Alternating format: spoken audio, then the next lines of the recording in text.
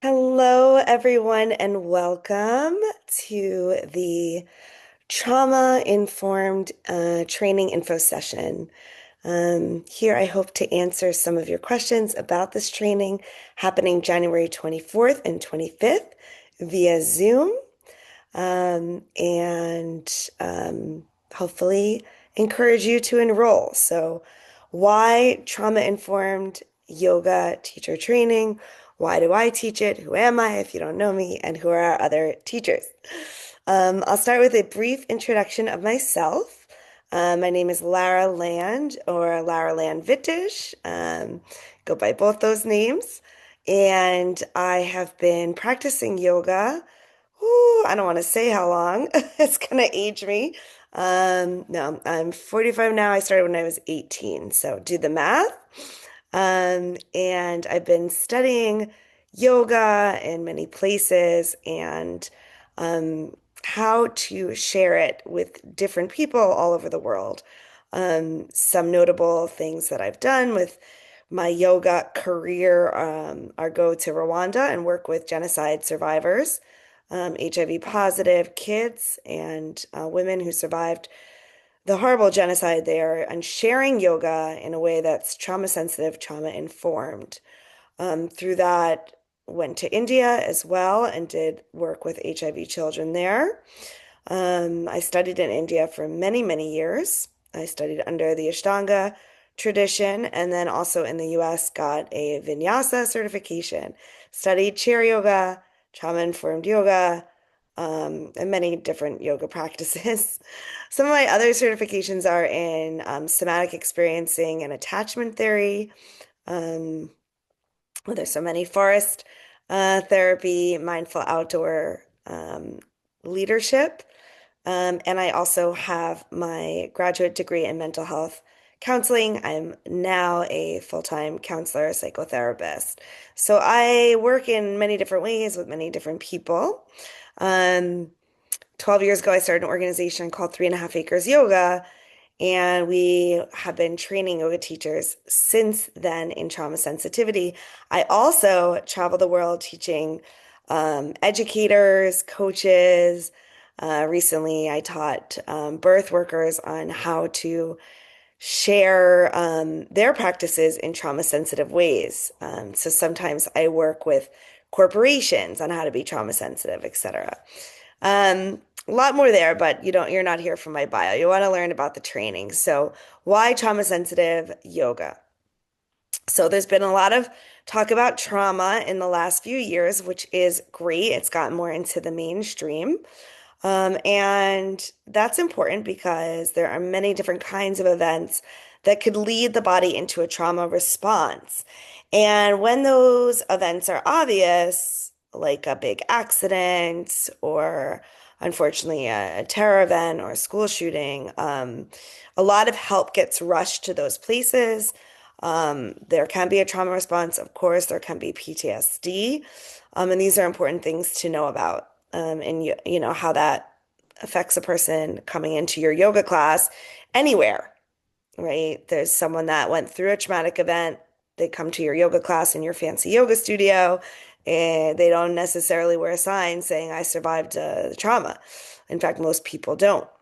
And then there are more what we call relational, complex childhood, ongoing traumas where I have people come to me on a daily as a therapist and say, like, I didn't know that this wasn't normal until something might have happened. Like, I didn't know that how I see the world, how I react. I didn't know it wasn't normal to think of every worst case scenario. I didn't know that it wasn't normal to check my surroundings every time I enter a room, and many other things like that. I didn't know it wasn't normal to wake up in a sweat every night. Like, there are some folks that have been living with trauma for so long that the responses are seem normal to them. They never known anything different.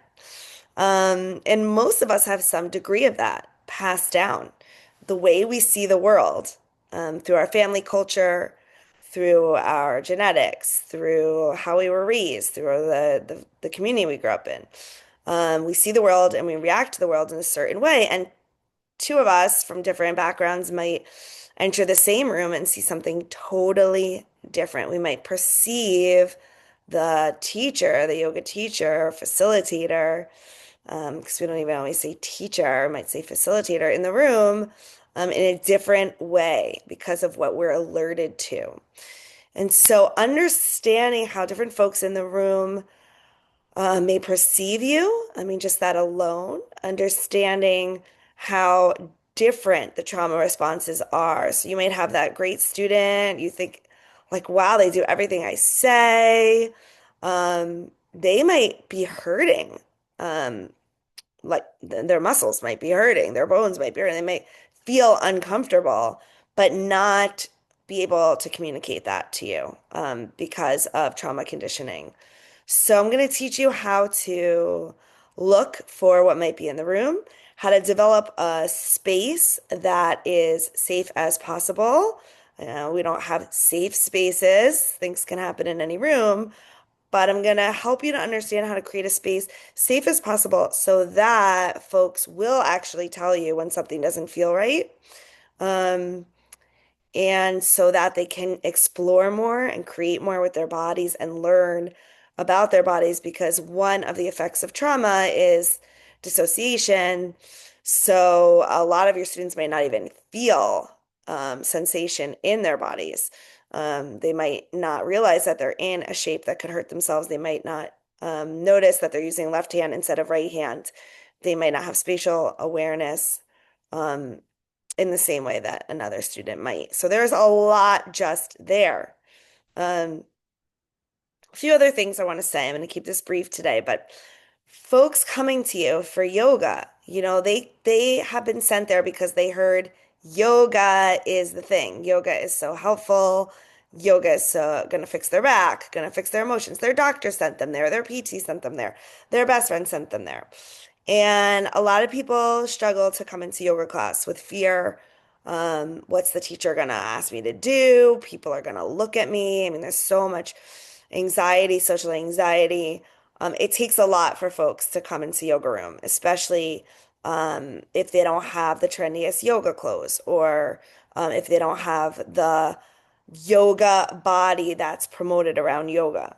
And they come into your class and a small mistake that could have been avoided, with some continuing education. And that's the other thing I want to say is in every other field, in it, alone, I've done 4 trainings in the last 2 months from my therapeutic hat lens. So in every other field, there's continuing education and needs to be so in yoga as well. And even if you did a trauma training, we're redefining this all the time. We're learning new best practices. So brushing up, continuing to get educated, very important.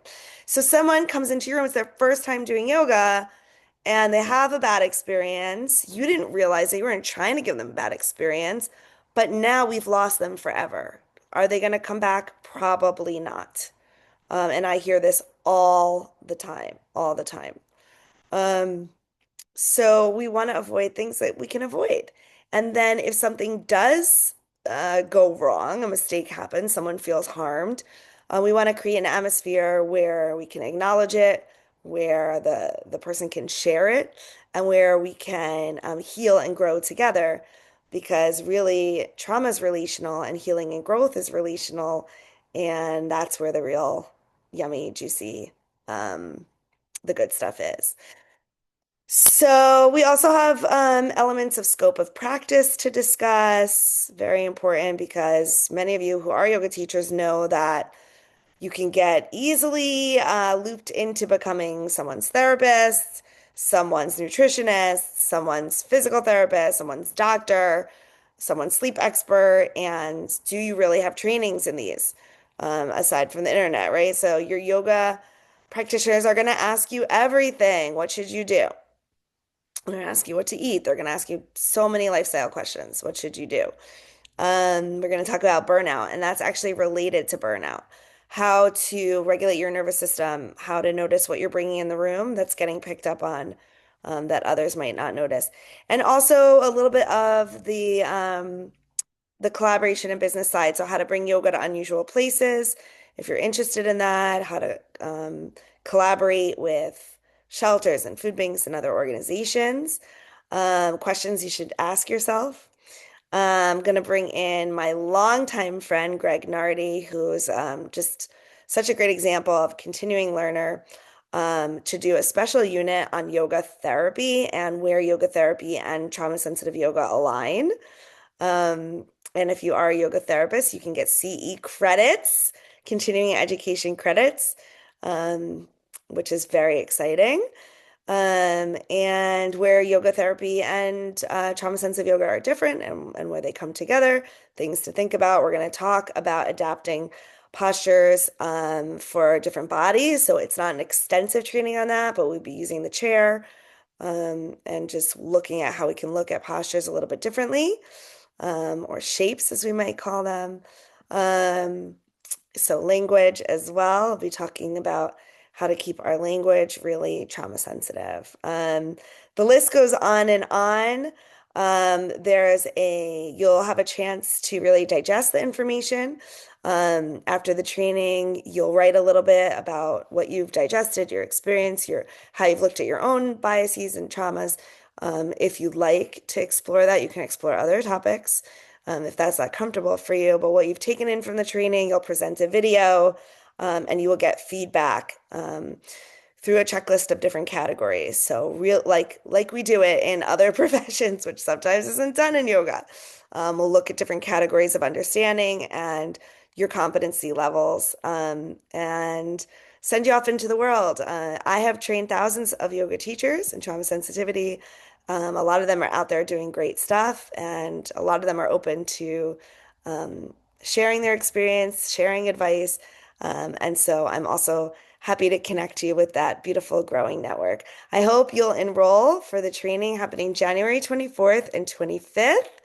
It will be a pleasure to share my knowledge with you and to learn from you. I learn something every single training, different questions, different people, and I'm continually educating myself, and it would be great to have you there. You can go to my site, laraland.us. Under the consultation page, you'll see a link to enroll for the training. Please feel free to reach out to me at laraland.us, Lara@laraland.us for any questions or concerns, or just to tell me that you're enrolling. I would love that. Okay, and looking forward to meeting you.